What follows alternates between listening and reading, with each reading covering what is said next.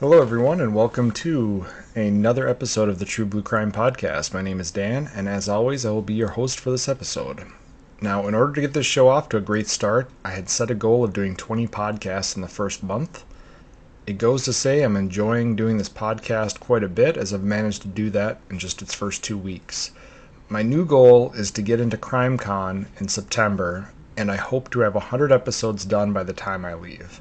So thank you to everyone who sent me messages with words of support. I really appreciate it. For the disclaimer, this episode will include crimes against children, so listener discretion is advised. If you'd like to get updates about what the podcast is up to, please like and follow the True Blue Crimes Productions Facebook page, and more information can be found on the show's website. If you'd like to email me directly, my email is truebluecrimeproductions@gmail.com. And if you can, please support the show via Patreon at True Blue Crimes Productions. For no cost whatsoever, please rate and review the show on whatever platform you're listening to. And without any further ado, let's dive into this episode of True Blue Crime. As this is the 20th episode, it's our second international episode. This is the 20th episode of the True Blue Crime Podcast.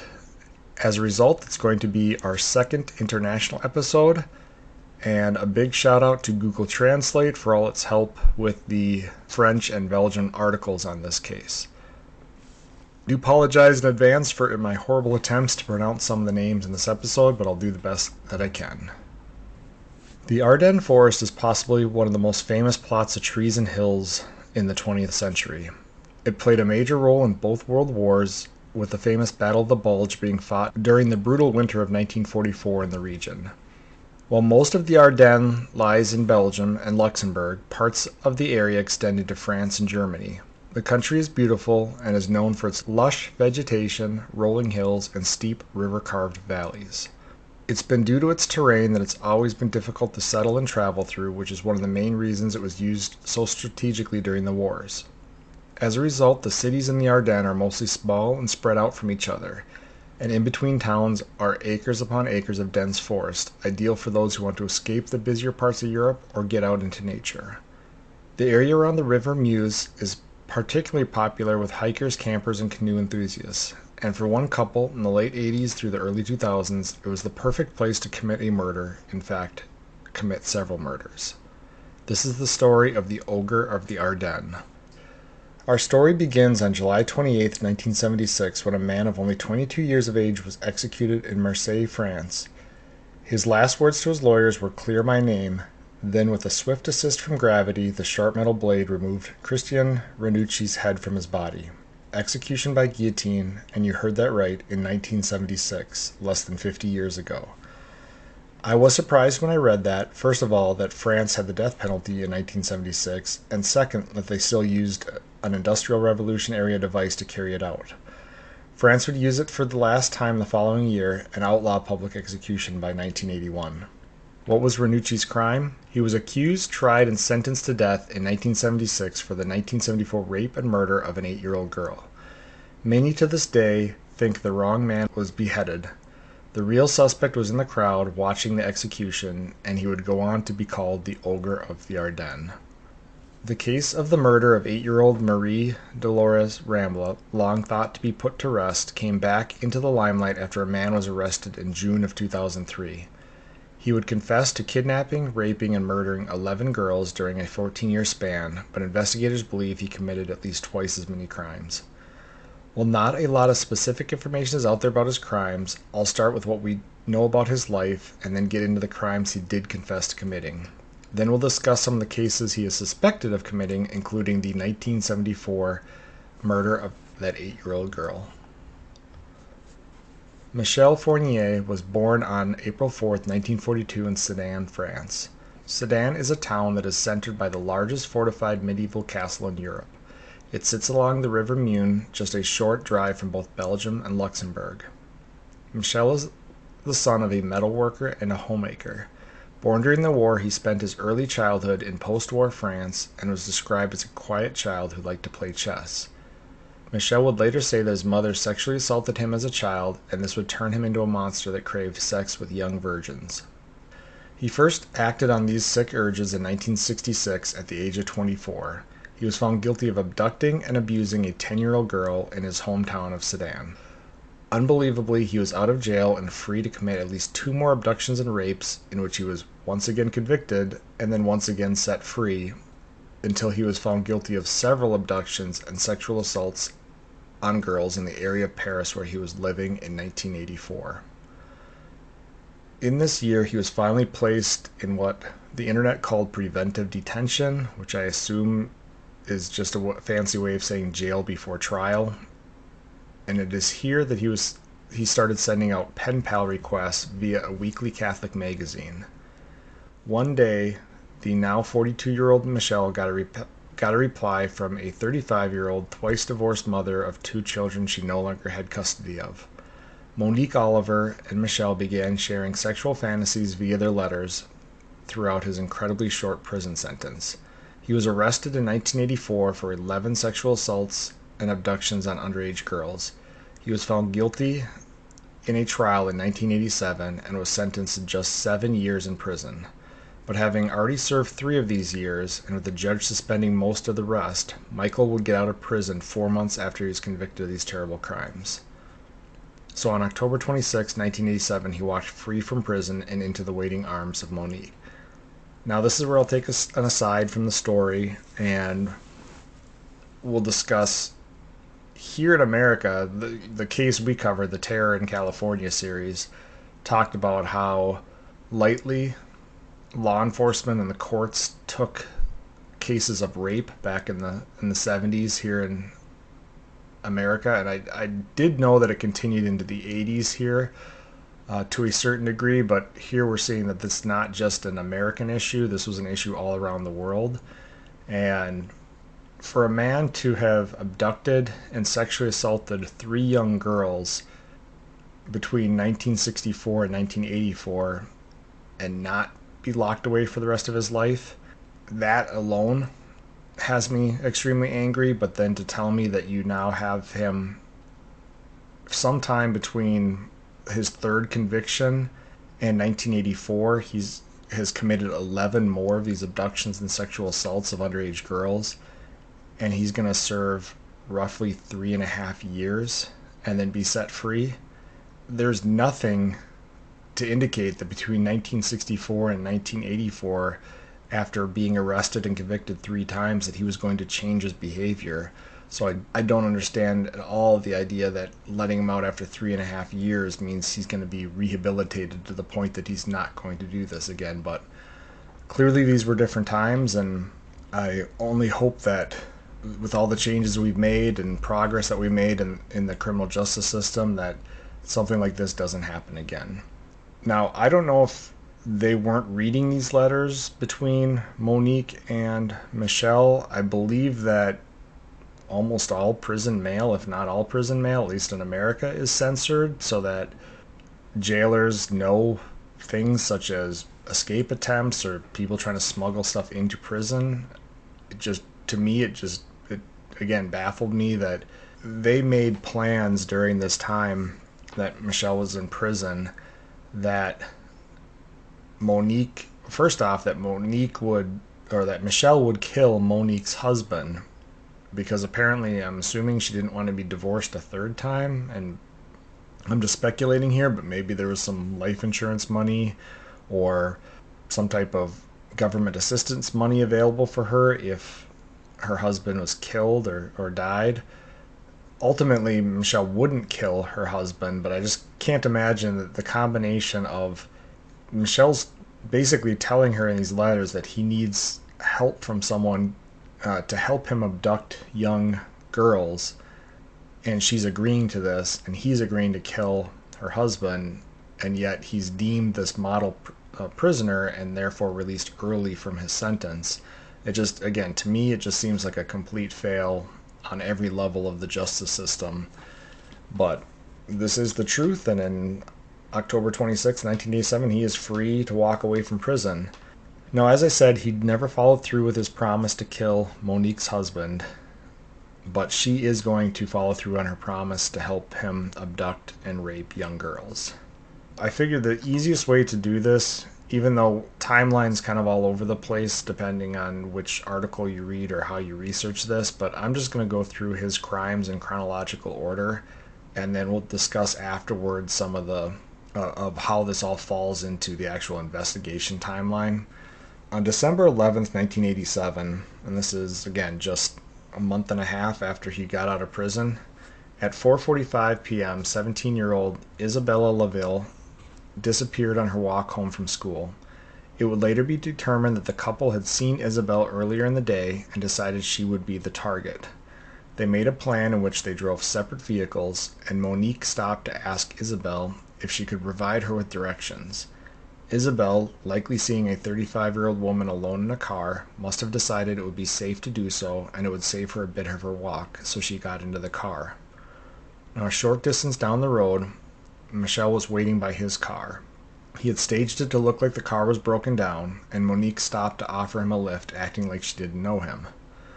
Michel got in the back seat, and when they were sure no one was around, he strangled Isabel with a rope while Monique sedated her with the drug Rohypnol.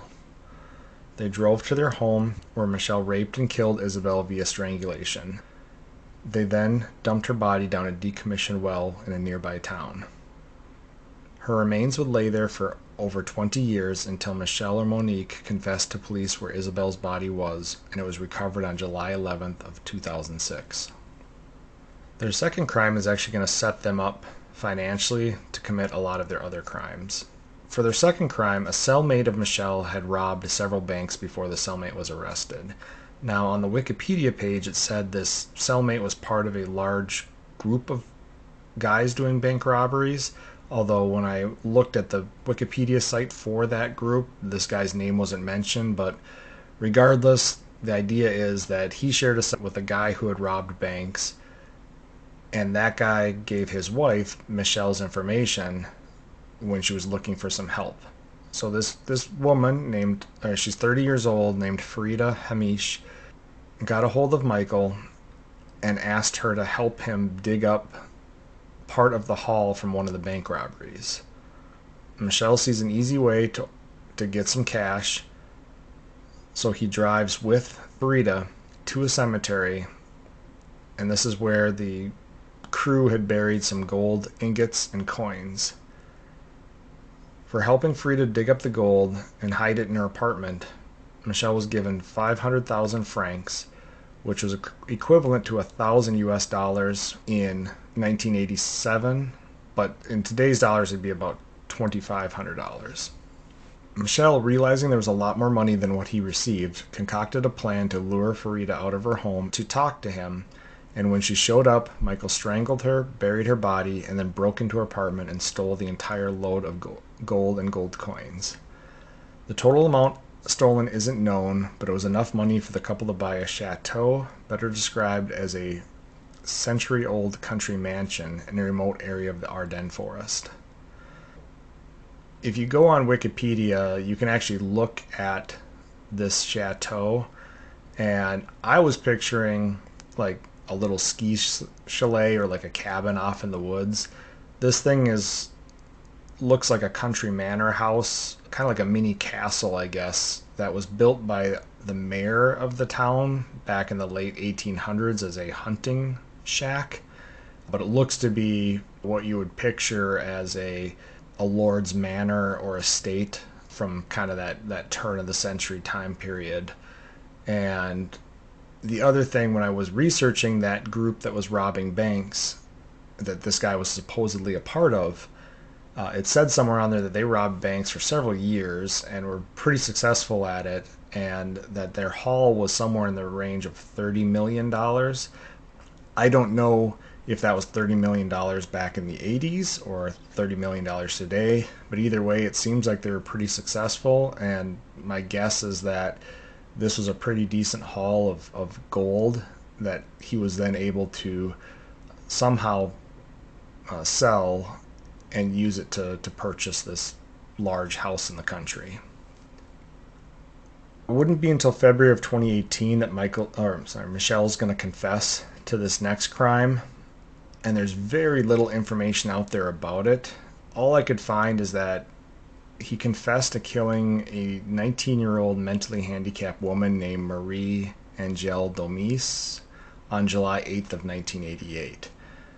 The few articles that I did find just stated that that he had admitted to the crime, and then the other articles that I tried to find back from when she went missing were not available anymore. So all I know is that there was this 19-year-old disabled woman named Marie Angelle Domis, and she did go missing on July 8th, and he did confess 30 years later to killing her. So we'll move on to crime number 4, which we're now in August of 1988. We now move on to August of 1988. Michelle and Monique were 8 months pregnant, and on the 3rd of August, they were in town shopping for groceries. It's here that they came across 20-year-old Fabienne Leroy. Monique faked a pregnancy-related illness and asked Fabienne to show them the way to a medical center. Fabienne agreed, and Michelle drove to a remote area of the Ardennes where he raped Fabienne and then shot her in the chest with a sawed-off shotgun. They left her body there, and it was discovered later that day. Now for the 5th crime, we're going to go to January of 1989. 21-year-old Jean-Marie Desremal was riding the evening train when a middle-aged Michelle struck up a conversation with her. She would meet Monique and Michelle on March 18th at the train station, and they invited her over to their house for dinner. During the drive, Michelle asked Jean-Marie if she was a virgin, which she said she was not, and that she had a boyfriend. This enraged Michelle, and he attacked her and attempted to rape her. She fought him off enough that he could not rape her, but he instead decided to kill her and strangled her. They then drove to the chateau and buried her body in the garden. Her remains were discovered on July 3rd of 2004. In July of 1989, Michelle and Monique were married. Now, I didn't find anything about the husband that Monique wanted Michelle to kill at this point. I assume that she had to have divorced him at some point by now, because they're going to get legally married in July 1989, and that year in December they're going to commit their 6th crime when they drive into Belgium with their now 1-year-old son. They drive around until they saw 12-year-old Elizabeth Brichet, who was walking to her friend's house. They waited until she started to walk home and waved her down, telling her that their son was having a medical emergency and needed her to show them how to get to a medical center. Elizabeth agreed and went with the couple and their son. They took the young girl to their chateau, where she was raped and killed and buried next to the body of Marie Desremal. Her remains would also be recovered on July 3rd of 2004. The 7th crime is going to occur when 21-year-old Joanna Parrish's body was found on May 17th of 1990. She was a British tutor and language student who had been working in the Burgundy area of France. After placing an advertisement in the paper offering English-speaking lessons, she was contacted by Michel and arranged to meet him. He raped, beat, and strangled her before dumping her body in the Yonne River, where it would be found the next day. Now, although Michel confessed to her murder, he died before he could stand trial for this one. Monique is expected to stand trial for her murder later this year. Their 8th crime occurred on November 21st, 1990. The couple was in court in the town of Nantes in western France for charges of burglary. I couldn't find any record of the crime, the court, why they were in court for this burglary.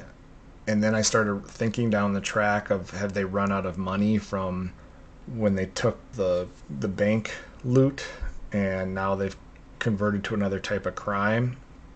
But again, I couldn't find any information about it. All it said is that they were in this town that day to appear in court. And after they left court, they saw 13-year-old Natasha Dene walking home.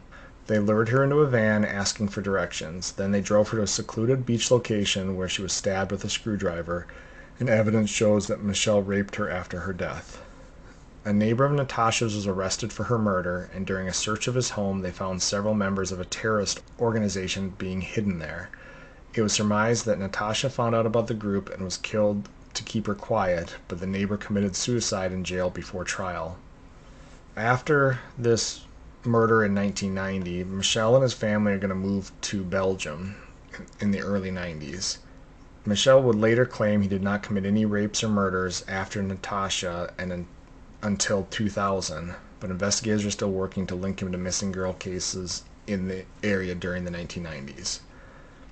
Despite denying committing any crimes during the 90s, Michelle did admit to 3 more crimes between 2000 and 2003. The 9th crime that he admitted to was that he claimed to have lured 18-year-old Celine Saison into his van on May 16th of 2000 in a town on the French and Belgian border. He then drove her back to Belgium and stopped to rape her, strangle her, and dump her body in the woods, where it was discovered by mushroom hunters 2 months later.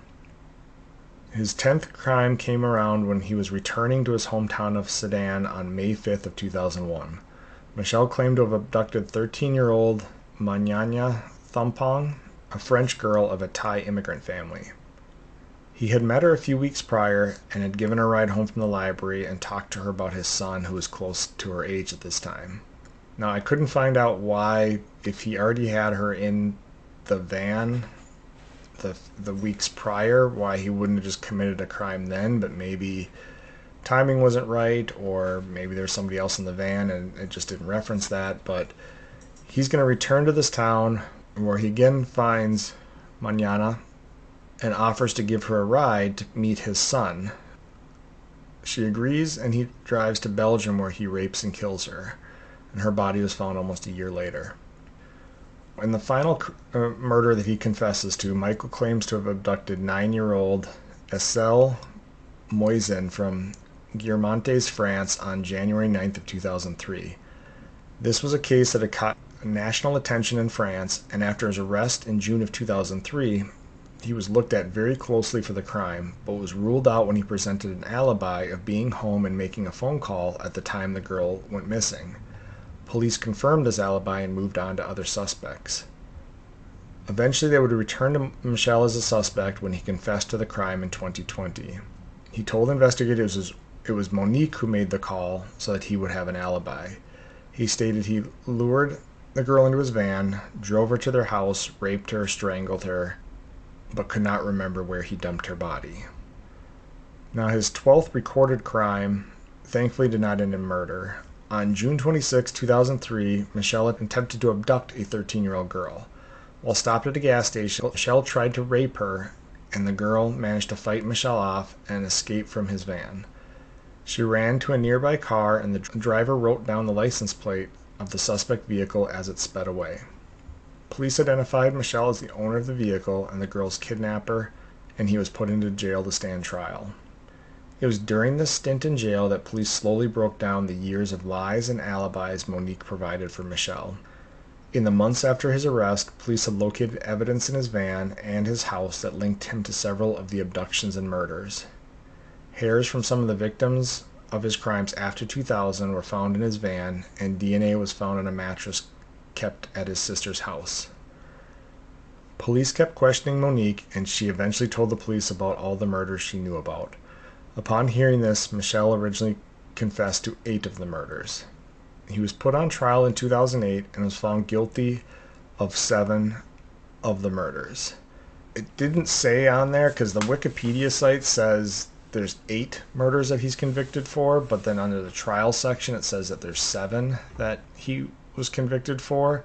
So the only thing I could see is that the only body of the 8 that he admitted to killing that was not recovered was the wife of his cellmate's body, Farida.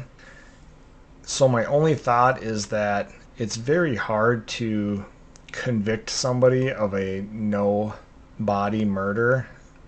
Now, if it's the only murder that that person has committed, and you're trying to pin, and you know this person committed that murder, and you're going to charge them with it, it can be done, and has been done, and it's been done successfully, but it is very difficult because the defense will often bring up the idea that what if this person just ran away? And this is, or in this case, this is a wife of a cellmate with this big bank heist organization. Who's to say that one of the members of the bank robbers, didn't come to the house and kill her and steal the loot that she was trying to recover herself? So that's the only thing I could think of, is that they've got him for 7 murders of younger women that they have recovered the bodies of, and he or Monique are the ones telling him where these bodies were found or could be found, especially the 2 on their property. So my guess is that prosecutors just said, let's just try them for the 7 for the bodies that we have. It's ultimately going to result in the same sentence either way, and we just don't want to muddy the waters with the 8th victim. Or it could be that it was a typo in Wikipedia or a couple of the newspaper articles that I read that said 7 when they really meant all 8. But long and short of it is, he's convicted of the murders that he confesses to, and it's said that he really didn't put up much of a fight in the trial. He didn't deny the allegations in court, and it's said that he seemed to enjoy playing a chess game with the investigators and the courts. Basically, if he was asked a question, he would answer it, but he wouldn't answer specifically the question. He would, for example, they'd say, "Are you confessing to killing victim A?" And he would answer it in the form of, "I don't deny my involvement in the crime," or something along those lines. So he'd never fully say, "Yes, I did this," or "I killed this person." He'd always word it in a way that was just cryptic, I guess is the best way to put it. But at the same time, he's not fighting. He's not saying he didn't do anything or saying, "No, I didn't do this." So it definitely seemed like he enjoyed keeping those confessions complete, or at least parts of those confessions, to himself. Now he's going to be sentenced to life in prison without parole on May 28th of 2008. He's going to sit in prison for 10 years before he comes forward in 2018 and confesses to the murders of Marie Angèle Domis, Joanna Parrish, and Estelle Moisin. So in 2018, he's going to confess to the murders of Marie Angèle Domis. And remember, that was the mentally handicapped girl. They never found her body, and there wasn't a whole lot of information about this case, but he clearly had enough information that they felt that he could be responsible, and ultimately he going to be to stand trial for that murder. He admitted to the murder of Joanna Parrish, and Estelle Moisin, the 9-year-old girl, was covered so much in the news. Joanna's body had been recovered in the river, and I read that initially DNA was taken from her body, and that was in 1990. It was tested in 1993, and then when Michelle was arrested in 2003, it was worded kind of strange, but I assume that at that point, because he lived in the area and had committed similar crimes in that geographical area, his DNA was tested against the sample that they obtained in 1990 and tested in 93, and it came back that it was not a match. So I think shortly after this arrest, they really didn't push that crime on him very hard, because they believed that they had a clear-cut case where he could not be responsible for that murder. However, in the years that followed his arrest, and my guess is sometime even after the trial, they realized they had made a mistake, and there was a system for analyzing the DNA in 1993 that they didn't use anymore. And the way I read it in the article was that either it tested different markers or tested the markers in a different way, so that when they tried to match it to stuff in post-2000, it wasn't matching up correctly. So it wasn't that it wasn't a match per se, it was just basically they were comparing apples and oranges at that point in terms of the information taken from the test in 93 to what their information they're getting from Michelle's sample, post-2000. My guess is at some point they must have realized this and then done some further testing, but it did sound like whatever was done back in 93, there wasn't going to be a way to really confirm, because something about it was a mixture of samples, and again, we're thinking back to, it's collected in 1990. DNA, although we know about it, the procedures for preserving it and everything are not the same as they are today, so it's very possible that there was some cross-contamination with the DNA sample, or some issues with the collection itself, to the point that the sample, and even it could be that the sample was not stored properly between 90 and 93 when it was tested. And again, we don't know when it was tested if there was any issue. So the fact that this wasn't a match. My guess is at some point they had to say he's still a viable suspect, and they went back to him to see if he would admit to it, and he did. So they now have him on Marie's murder, Joanna's murder, and Estelle's murder. And again, with Estelle's murder, it does seem strange. There were other parts of the investigation. It wasn't like they just looked at it and said, "Oh, well, there's a phone call from your house at the same day and time that this girl's being abducted some distance away, so there's no way that you can be in two places at one time."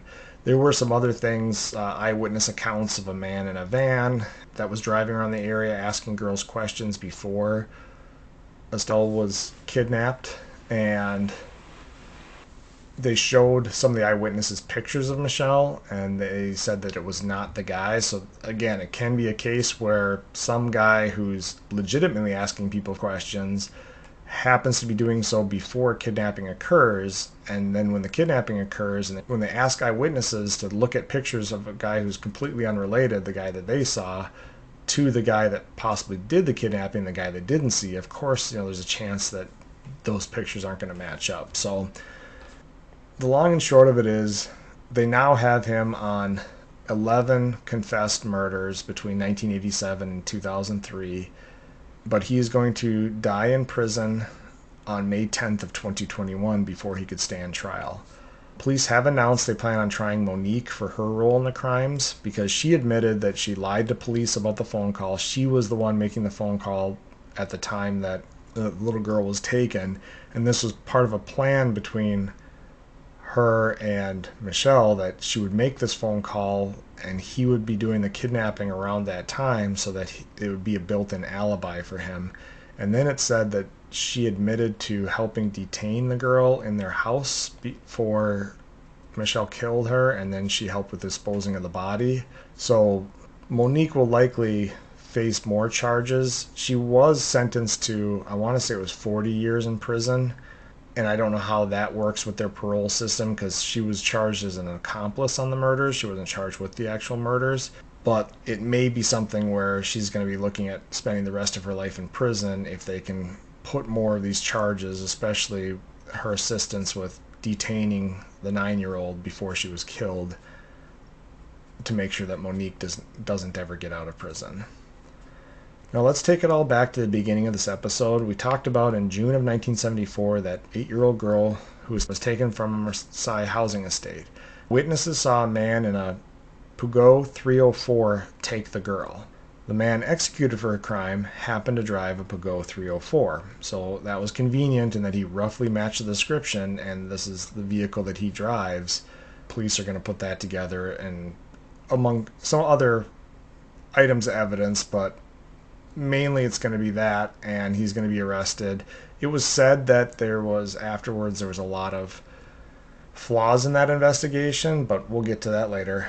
It just so happens that in 1974, Michelle was driving that same exact make and model of car. It was also known that he vacationed in Marseille during the time of the kidnapping and murder. And then there's the fact that there's this photo of a guy who looks exactly like Michelle in the crowd at this public execution where the guy's getting guillotined. Without even knowing about potential for Michelle to be involved in this crime, people were uneasy about the murder conviction and execution of this guy within months after the execution. Actually, I think it was even during the trial, there was a lot of speculation that this guy likely was innocent and the police are just pushing us through because there was such public outcry over this little girl being raped and murdered and killed. And so at least one investigative writer, he wrote this book about the botched investigation and the fact that everything that happened was just railroading this guy to the guillotine, even to the fact that it's just standard procedures, just like it is here in America, that if somebody gets sentenced to death, that they have an appeal process, and then they can also appeal for clemency from, I think in this case it was either the governor of the region of France or the president of France that could basically get rid of the death sentence and put him in prison for life just with the stroke of a pen. And it said something in there about how usually it takes This was a process that could take months or years, as I'm sure the aides to the whoever's making this decision is looking into all this stuff and providing this person with the full information. And in this case, it was one of the shortest periods in which, from the time the file landed on his desk to where he basically said, "Nope, this execution is going to go through," was just a matter of weeks or something along those lines. So a lot of people felt like this guy just got the short end of the stick when it came to this investigation, and he wasn't responsible, and there wasn't any direct evidence. And that was the other thing, is everything against him was circumstantial. It was because he drove a similar car, and because eyewitnesses said he looked like the guy that took the girl, and because he happened to be somewhere nearby. There was nothing directly linking him, no fingerprints, no anything. So when this book hits, it becomes kind of a sensation, and everybody realizes that likely an innocent man was guillotined for this young girl's murder. And it actually turns the tide of public opinion on the death penalty in France to the point that it's abolished in 1981, and it's mainly because of this case. There is no proof that Michel is responsible for that crime. It's just as much a circumstantial case against him as it was against the guy that was executed. But knowing his history, knowing that he's active during this time period, because this is right smack dab in that middle in 1964 to 1984, where he's out doing this abduction deal with at least known 11 other girls. He didn't kill any of them, so that's a little bit different, but every circumstance is different. Maybe there's something to this one where he felt he needed to kill her. When the link is recognized, when people start to say, hey, let's look back on that case from 1974 and maybe this Michel guy's responsible for it, it fits his MO, police are very quick to say, nope, cannot be him. And they say that it's mainly based on the fact that Michel had a different method of killing, and he mainly used strangulation, and this girl was beaten to death with a rock. But we do know from what we just covered that Michel did kill once with a gun and once with a screwdriver, and he was known to beat his victims before strangling them. And this murder occurred in 1974. This is roughly 15-20 years before he kind of establishes this strangulation thing. This very well could have been his first murder. We do know that killers do change. I mean, we had covered the Golden State Killer, who killed people a variety of different ways. He was doing it on purpose to throw off the police, but the idea that every serial killer always kills his victims the same exact way is not true. So I think police were kind of trying to push this under the rug and say a guy was convicted by a jury and found guilty and executed, and we don't think this other guy's involved. And then some people would also point to the fact that, oh, well, he admitted to all these 11 other murders, why wouldn't he admit to that one? And my thought on that is that he enjoyed that chess game. He only admitted to 8 murders the first time around, and then all of a sudden it's 3 more murders after 10 years he comes forward with 3 more murders. I think he liked the idea that he had information that the police didn't, and that he was kind of sitting on this quote-unquote gotcha information. In this case would be the ultimate gotcha if he was able to come forward after that many years and say, oh, remember that little girl in Marseille? Yeah, I killed her, and you killed an innocent guy. Like, again, that would, for a guy like this, that's the ultimate chess game, the ultimate gotcha. I was able, you guys killed the wrong person. I was even there to watch you kill the wrong person. And I'm not saying that's what happened. I'm not saying that was what was going on in his head, but I'm just saying the potential is there. It makes sense. And at the end of the day, it doesn't matter if he killed that girl or not in 1974. He was still a monster that took advantage of a unexcusably lackadaisical approach to violent sexual offenders, and also took advantage of anyone in his life that he could to get what he wanted.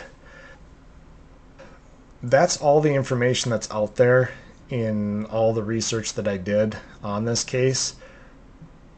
But before we go, I just want to offer a few thoughts, my thoughts on the case just in general. And the main thing is, I have zero doubts that he's lying about not killing during the 90s. It's been said many, many times that serial killers will not stop until they either die or get caught. And while that's not always true, and I shouldn't use generalizations after I just said we shouldn't use generalizations, but there was nothing in his pattern of behavior that led me to believe that suddenly he was going to stop doing this. Now, the one thing I do realize is that his last known assisted murder was with Monique back in the early 90s. And then the next time he's confessing to a murder, he's doing these alone in 2000. It's possible that Monique stopped helping him commit murders for whatever reason back in the early 1990s. And as a result, he just found it too difficult to do things the way he used to do them. But I really honestly believe that he didn't stop. And there's a couple articles out there that are real vague that said that in the night that he's also suspected of killing some of his babysitters because some of the babysitters they hired would go missing. And that to me, again, it's frustrating because I see an article like that and I don't know if it's sensationalized journalism that is just saying something in there to get more readers to think and talk about it like I am right now, or whether there's some truth to that. It said that in 1993 an au pair that the family had hired went missing, but the police were never able to prove it was him. And I just wish somewhere somebody could get their hands on the police reports themselves and find out if some of this stuff is true. But ultimately, the police are actually going to test that mattress that they found the DNA of the missing 9-year-old girl on. And it said in an article that there was 30 plus sources of female DNA on that mattress. And police are currently working on trying to match them to missing persons crimes.